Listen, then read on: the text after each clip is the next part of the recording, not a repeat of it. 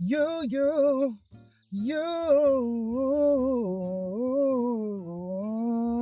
No. I'm not making the same mistake with you, man. I don't give a fuck. I don't like none of you hoes. All y'all niggas can kiss my ass. Hello, you guys. Welcome back to another video. Like I always say, don't be scared to fall because you may fall into a better situation. I like to feel like I'm a part of that better situation. You're already here, so you might as well subscribe.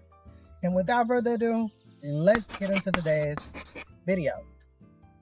Okay, so TikTok ban. I didn't realize it was gonna also affect how I edit on CapCut, because CapCut is made by ByteDance, which is the creator of TikTok as well. So you guys, literally, I got my sweet tea. Y'all know I love my sweet tea. Like, the trickery of Donald Trump banning this app and then coming back on it, like the same thing he did with the stimulus check or whatever. I'm over that man. I'm over that man. I never got into him anyways. He looked like a fucking tomato. You're hilarious. I'm no Jess, but I'm hilarious, bitch.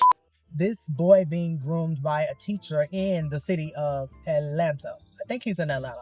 Don't quote me. I think he's in Atlanta. I really do. This is what I continuously advocate for. It's so sad.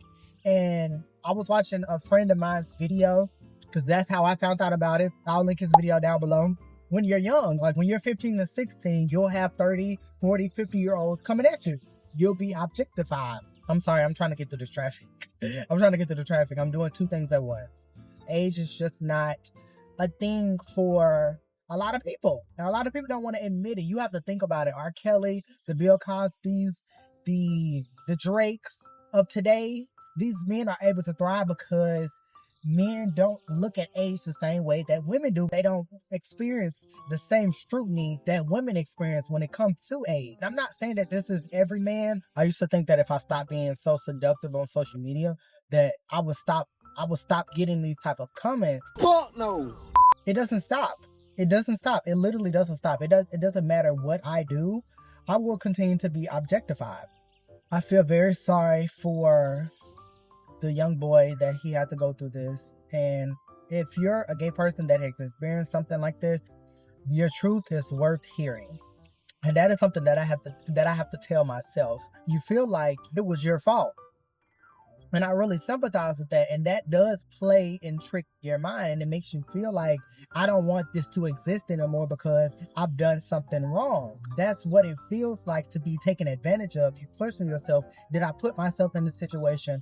Is this my fault? Y'all, I've went through so many trials and tribulations trying to get this video. Like, come on, girl. Like, damn. Do y'all like the chill videos or whatever? Just like getting my personality, not the scripts and things like that. So things definitely will be changing on the channel for sure, as I am in the process of looking for a new place. So doing this transition and things like that, I'm looking for a new place to finally cement myself in Atlanta. I didn't talk about this. I didn't make a full story time about this, but I guess I'll get into it a little bit now. But I moved to Atlanta with a gay father, and it was for me to just be a bit more secure here. He was supposed to help me be a little bit more secure here, but it ended up not being that, and I ended up getting thrown out like 5 times until I just got sick of, the control being held over my head, and I took it upon myself to just leave and put my faith in God to just try to figure out, everything that I need to figure out. I was underprepared, was not prepared to be staying on my own yet when I moved here, and I was staying with him, but I feared for my safety. And this man told me that I was gonna die like my mother, and just hearing that, it really opened up my eyes to the type of person that he actually is, and I no longer wanted to stay with him. I didn't feel safe, like, period. I felt like I had to get away from you because you're crazy. So that's what I did.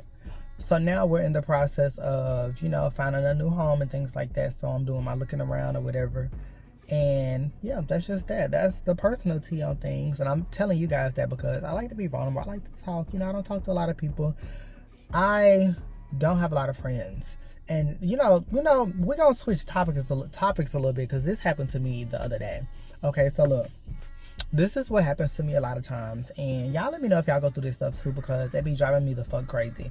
I don't like people like that. Like, I try to be chill, and I feel like I'm a real chill vibe and stuff like that. I don't do too much. I don't expect too much from people. Like, I'm real chill when it comes to just people in general. Like, I expect people to say what they mean and mean what they say, and just be honest. I feel like that's not really hard to do as an adult, to just kind of, if you know who you are and you know what you want, it shouldn't be hard to kind of live in that. But whatever. I had been knowing this person off Instagram for a long time. Not someone that I would be attracted to. So I wasn't attracted to them like that, but they were a cool person, and I liked that they could do makeup. I like how stylish they were. Everything else was just hidden. You know, I'm just not attracted to you like that. So for me, it always gave friends. I'm an introvert. Like, I'm gonna stay in my bubble, and it's very hard to get me out this bubble. To go link up with this man, I expressed to him that it's hard for me to get out the house sometimes because I don't trust people like that. They always come on to me. They don't never let me know what it is or whatever. That didn't go out with him. I counsel because I just don't be feeling comfortable. I really don't be feeling comfortable linking up with people and stuff like that. Like, especially us meeting the first time going out. Like, no, I want to be in a setting where I can actually get to know you to see if I even want to go out with you. You know? So, and that's what I was expressing to him. So we canceled on the plans of going out, and instead I went to his house. And the minute I walked through the door, I felt like I could sense a chemistry. You wanna lick my cooter, don't ya?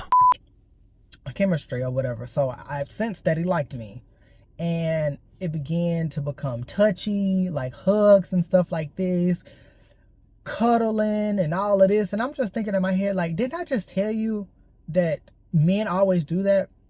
We had no conversations about us liking one another. I don't give a fuck about you liking me. You know, if I like you, I don't want to talk to him. I don't want to talk to him. That's just that on that. I don't want to talk to him. Period. And now he mad at me because he's like, oh, you a victim and you just tested me. I didn't test you, nigga. I gave you an opportunity and you fell in line with every other nigga. I didn't hold it against him. I said we can still be cool, but I wasn't looking at you like that. So that's not what I expected to happen. There's nothing wrong with saying that. Then he was like, I didn't like you. You didn't like me, but you trying to cuddle with me? These niggas be lying. They stupid as fuck, and they be like 30-something. Drake is such a coward, and I don't know how anybody expected anything different from Drake, honestly. To convey rap in an authentic way, it takes a level of discrimination and oppression to be able to deliver that grittiness and that authentic vibe when it comes to music. Part of the reason why people can't digest Drake, Doja Cat, doesn't sound like it's authentic. And it's probably the reason why a lot of people don't consider Doja Cat to be a rapper. She's very skillful, but her delivery doesn't come off as someone who has been oppressed. We know what it means to be black, and we know how it feels to be black. And when a rapper or someone who is talking about the things that they've been through or talk from a standpoint of being oppressed or discriminated against, you can feel that in their delivery. When it comes to Drake, it doesn't come off like that. So it's very clear to a lot of black people, and even with Doja Cat. I hate to say it, but you're black, but